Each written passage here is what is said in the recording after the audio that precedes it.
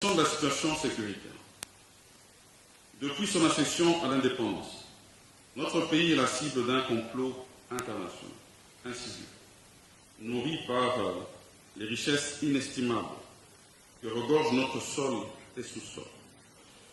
Cette bénédiction naturelle a malheureusement engendré une spirale de conflits et d'insécurité qui ressurgit à chaque étape cruciale de notre évolution politique.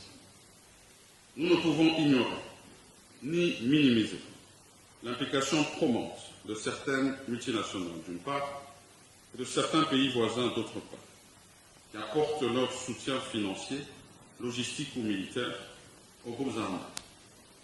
Ces actes ignorants constituent une violation flagrante de notre souveraineté et donc une menace à la paix et à la stabilité, non seulement dans la sous-région des Grands Lacs, mais également de l'Afrique tout entière.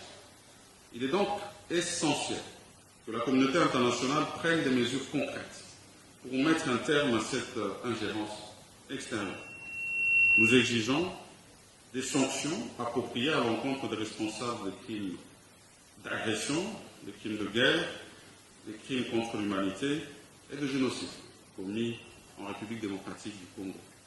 C'est ici le lieu de féliciter son Excellence Félix Antoine Tshisekedi Tshilombo, président de la République, chef de l'État, à qui je rends un vibrant hommage pour les efforts fournis dans le renforcement des capacités de nos forces de défense et de sécurité, afin de leur permettre de contrer efficacement cette occupation injuste.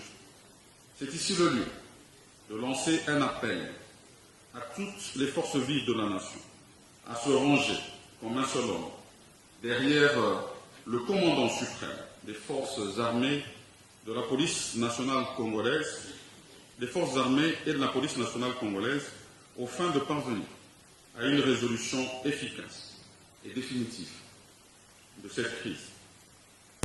J'encourage et félicite l'implication des organisations régionales, notamment la SADC, et de certains États amis dans la quête d'une paix durable à l'est de notre pays.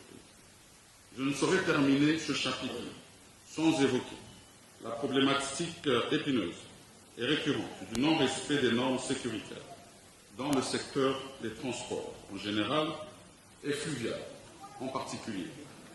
La vie de nos compatriotes étant sacrée, notre Chambre ne saurait rester indifférente face à cette situation.